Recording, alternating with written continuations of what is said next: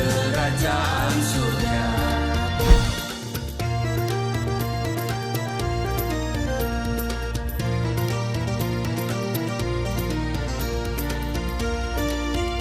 Shalom Bapak Ibu, sahabat Galilea yang diberkati oleh Tuhan Yesus. Apa kabar hari ini? Kembali kita bertemu di akhir pekan. Dan sebelum saudara melakukan kegiatan akhir pekan, alangkah baiknya kita datang di hadirat Tuhan. Terlebih dahulu ya, kita membaca, merenungkan firman Tuhan sebelum kita berkegiatan mengisi waktu weekend di hari ini. Baik Bapak Ibu, mari kita berdoa.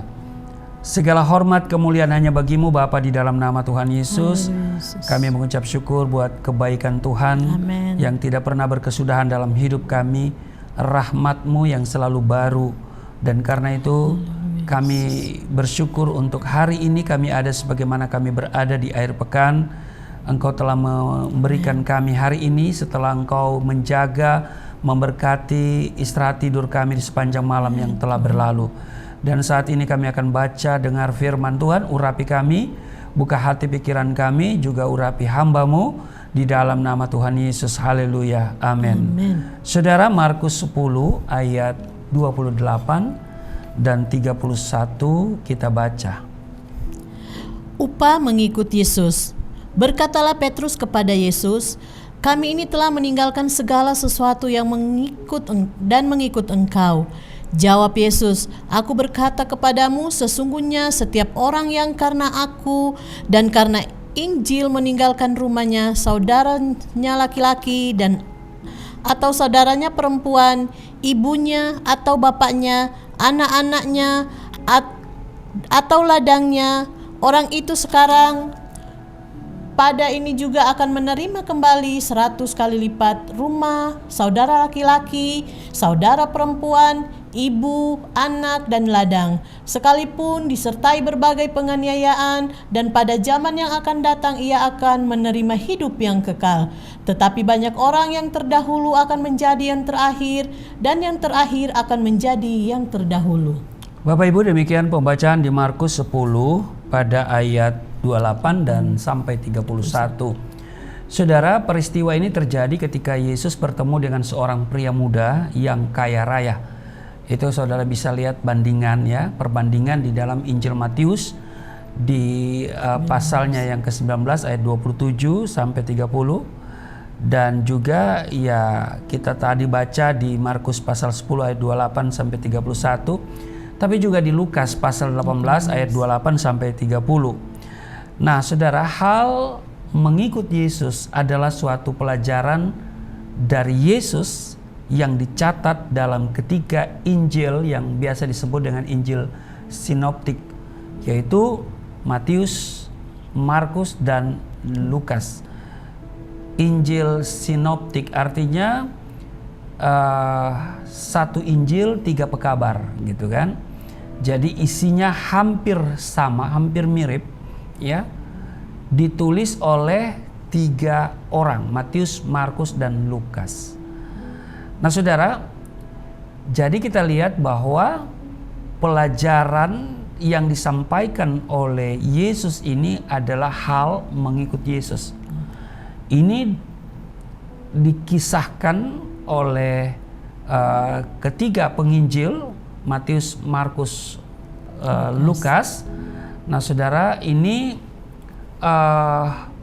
diberikan atau mereka sampaikan dalam beberapa kesempatan, ya, dan berkaitan juga dengan pengajaran mengenai upah mengikut Yesus, ya, bicara upah, ya saudara ya. Nah, perlu diperhatikan, kita dapat menafsirkan upah atau pahala, ya kan? Sebetulnya kita tidak menganut paham pahala, tapi mungkin kita bisa pinjam istilah pahala, ya saudara ya. Nah, kita tidak dapat menafsirkan upah atau pahala yang dijanjikan di sini, ya. Jangan kita tafsirkan secara harfiah, ya. jangan kita tafsirkan secara harfiah. Sebaliknya, berkat-berkat dan sukacita yang terkandung dalam hubungan-hubungan yang tercatat di sini akan dinikmati, sekali lagi akan dinikmati oleh seorang murid yang setia berkorban demi Kristus. Amin. Nah, pengajaran ini diberikan setelah Petrus berkata, ya, Petrus berkata bahwa ia dan para murid telah melepaskan segala sesuatu untuk mengikut Yesus dan kemudian menanyakan apa yang akan mereka peroleh. Mereka sudah ambil keputusan ikut Yesus. Mereka sudah melepaskan segala apa yang mereka cintai, begitu. Nah, sekarang mereka ikut Yesus. Pertanyaannya, ya apa yang kami bisa peroleh? Apa upah yang kami dapatkan?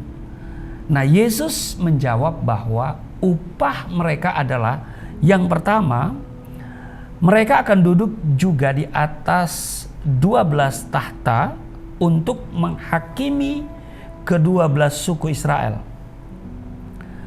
pada waktu penciptaan kembali, apabila Anak Manusia bersemayam di tahta kemuliaannya. Itu di dalam Injil Matius pasal 19 ayat 28. Coba dibaca. Ya, 19 ayat 28. Kata Yesus kepada mereka, "Aku berkata kepadamu, sesungguhnya pada waktu penciptaan kembali, apabila Anak Manusia bersemayam di takhta kemuliaannya, kamu yang telah mengikut Aku akan duduk juga di atas 12 takhta untuk menghakimi ke-12 suku Israel." Nah, itu jadi yang pertama adalah mereka akan duduk juga, ya kan, di atas 12 takhta untuk menghakimi ke-12 suku Israel. Yang kedua, mereka akan menerima kembali 100 kali lipat rumah, saudara laki-laki, saudara perempuan, ibu, anak, dan ladang, sekalipun disertai berbagai penganiayaan. Pada masa ini juga, ya, dalam ketiga Injil dengan versi yang agak berbeda-beda itu dinyatakan, ya. Nah, saudara, jadi yang kedua upahnya adalah mereka akan menerima kembali 100 kali lipat. Amin. Nah, saudara, setiap apa yang mereka lepaskan demi mengikut Yesus, mereka tidak akan sebetulnya mereka tidak akan kekurangan, ya kan? Tidak akan kehilangan, sebenarnya tidak akan rugi, tetapi akan mengalami keuntungan. Amin. Ya. Yang ketiga upahnya adalah mereka akan menerima hidup yang kekal. Nah, ini yang paling penting. Menerima hidup yang kekal pada zaman yang akan datang. Dalam Injil Matius dan Markus dicatat bahwa Yesus menutup perkataannya dengan perkataan, dikatakan begini, tetapi banyak orang yang terdahulu akan menjadi yang terakhir, dan yang terakhir akan menjadi yang terdahulu. Nah, Bapak Ibu, Markus ingin menjelaskan kepada kita bahwa pengorbanan bagi Tuhan akan dihargai. Amin. Setiap apa yang kita korbankan untuk Tuhan dan pekerjaannya, untuk kerajaannya, itu akan Tuhan hargai.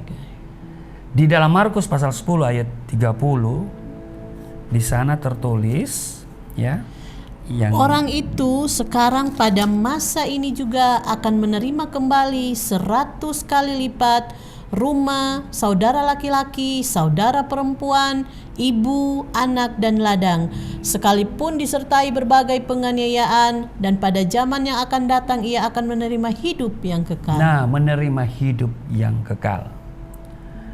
Nah, mereka yang harus kehilangan sesuatu karena mengikut Kristus, dengar baik, akan menerima balasan berlipat kali ganda sebagai ganti dari semua kehilangan yang diderita. Ada amin, saudara? Amin. Nah, meski yang kehilangan bersifat fisik atau materi, tetapi kita belum tentu mendapatkan ganti yang berupa demikian. Ya. Namun yang ingin Yesus katakan di sini adalah bahwa Tuhan tidak tutup mata terhadap semua itu. Tuhan melihat dan memperhatikan. Dia tidak mengabaikan orang-orang yang telah mengorbankan segala sesuatu demi mengikut Dia. Meski murid-muridnya harus miskin, menderita, ya, terhina dan teraniaya, ya, dianiaya karena Dia, mereka akan ditinggikan oleh Allah. Amin. Dan mereka yang duduk dalam posisi elit di dunia ini dan tidak pernah menghiraukan Kristus, mereka akan duduk di tempat yang terakhir. Karena dikatakan yang terdahulu menjadi yang terkemudian, yang terkemudian menjadi yang terdahulu. Orang yang terdahulu misalnya pejabat, para elit, ya kan? Orang-orang yang biasa kita dengar VVIP, ya kan? Nah, kalau mereka tidak berbuat yang ada hubungannya dengan kekekalan, atau apa yang mereka buat itu tidak punya nilai kekekalan, maka mereka akan duduk di tempat yang terakhir. Ya kan? Sebaliknya orang-orang yang dianggap remeh, misalnya rakyat jelata misalnya begitu ya, tapi mereka banyak memikirkan dan banyak menabur untuk pekerjaan Tuhan, mereka akan menjadi orang yang terdahulu. Ya kan? Artinya orang-orang yang akan menjadi VVIP begitu ya. Nah, Bapak Ibu, mengikut Yesus tetap ada resikonya. Yes. Ya kan? Mengikut Yesus tetap ada resiko yang harus diterima, yaitu apa? Menghadapi berbagai kesukaran dan mungkin juga penderitaan. Akan tetapi semua itu tidak akan sia-sia bila saudara dan saya bersedia membuka hati dan berpegang erat pada pesan dan janji Tuhan Yesus, yaitu bahwa kita akan menerima kebahagiaan dalam hidup yang kekal. Amin. Mengikut Yesus tidak serta-merta begitu gampang, ya kan? Ya. Seperti Yesus sendiri untuk turun ke dunia ini, nuzul ke dunia ini melalui proses yang lama sekali. Dari perwahyuan melalui para nabi sampai lahirnya Mesias. Hidup dan berkarya di antara manusia. Diolok, dimaki, disalib, wafat, dan tapi kemudian bangkit dari antara orang mati. Nah, Bapak Ibu, Yesus berjanji akan mengutus roh penghibur, roh kebenaran. Ya, roh penghibur, roh kebenaran. Kalau tetangga kita menafsirkan itu nabi mereka, oh sangat salah, keliru dan menyesatkan. Iya kan? Roh penghibur, roh kebenaran, ya. Itu bukan nabi yang seperti mereka sebut-sebut. Itu namanya cocok logi, ya kan? Makanya kalau baca Alkitab harus secara utuh, ya, dari Kejadian sampai Wahyu. Jadi kembali lagi saya tegaskan bahwa Tuhan Yesus berjanji akan mengutus roh penghibur, roh kebenaran, dan akan menyertai umatnya sampai akhir zaman. Amin. Di mana Ia akan datang untuk mengadili orang hidup dan mati. Amin. Saudara, jadi roh kebenaran, roh penghibur itu akan menyertai sampai akhir zaman. Nah, sekarang apakah seseorang yang dianggap mereka nabi, ini katanya nubuat Yesus tentang kenabian mereka, apakah dia akan menyertai sampai akhir zaman? Ya kan? Enggak lah. Hari ini statusnya almarhum, ya kan? Nah, Bapak Ibu, tidak usah kita bahas itu. Upah mengikut Yesus bukan upah dalam bentuk uang atau materi, ini yang paling penting. Kita melihat Yesus selalu dilihat dari sisi yang spiritual. Iya kan? Karena kita menerima upah spiritual berarti sesuatu yang membahagiakan karena jiwa kita terselamatkan. Mereka yang mengambil bagian dalam Kristus dengan mengorbankan segala sesuatu yang dimiliki akan menerima janji Tuhan, yaitu berkat melimpah. Amin. Dan kehidupan yang kekal. Amin. Inilah upah yang dijanjikan Tuhan untuk mereka yang mau mengikut Yesus. Yes. Itu hal yang utama. Tapi saya pikir juga Yesus tidak akan membiarkan kita kekurangan, ya kan? Secara materi. Dia juga datang supaya kita hidup dan mempunyainya dalam segala kelimpahan. Dia yang kaya rela jadi miskin supaya kita yang miskin jadi kaya. Tapi ingat, itu bukan hal yang utama. Soal rohana itu masalah kedua. Masalah utama adalah soal spiritual, soal rohani. Jadi jangan salah mengerti hal ini. Amin. Nah, karena itu Bapak Ibu, saya selalu bilang bahwa bukan keinginan saya untuk jadi Kristen. Ya. Kalau saya hari ini jadi Kristen itu karena keinginan Tuhan. Dan saya sudah melepaskan semua yang saya punya, ya. Saya hanya mengikut Yesus.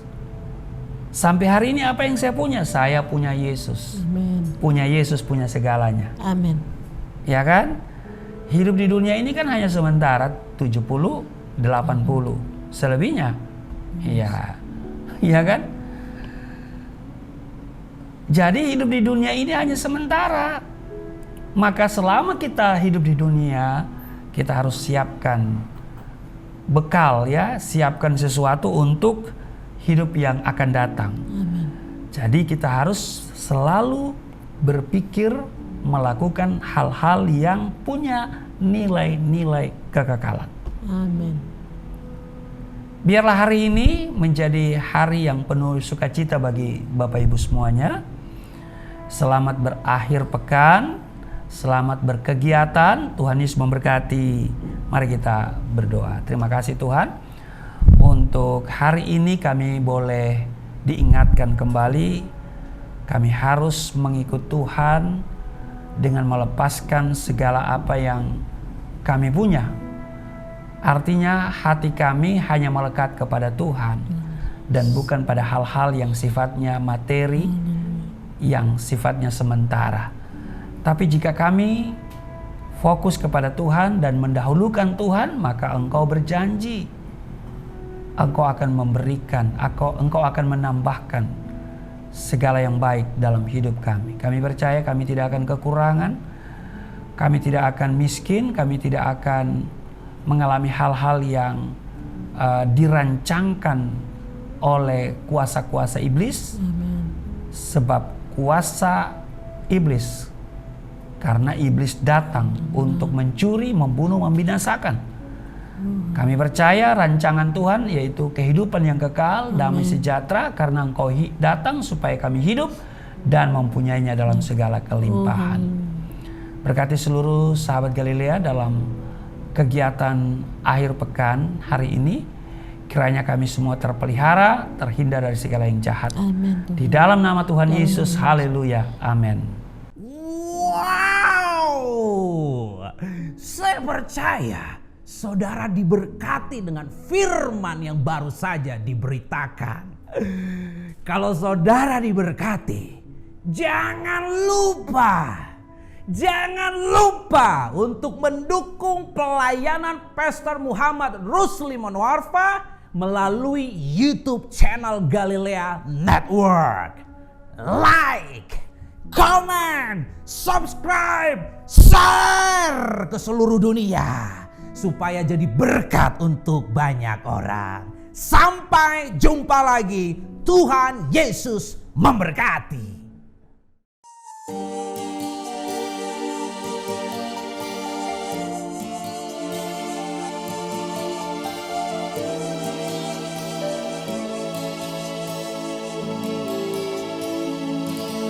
Bapa kami yang di surga, dimuliakanlah nama-Mu. Datanglah kerajaan, jadilah kehendak-Mu di bumi seperti di surga.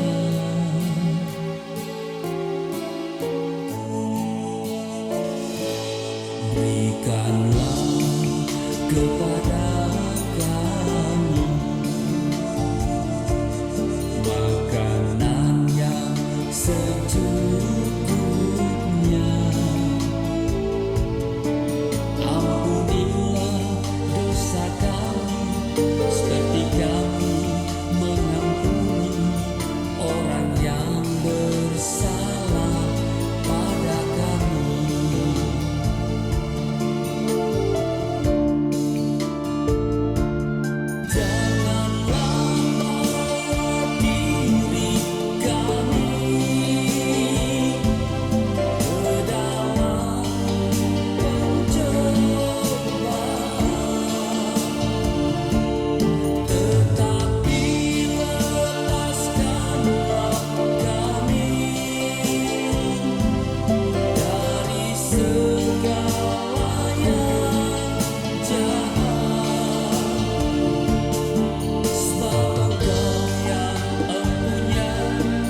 Kerajaan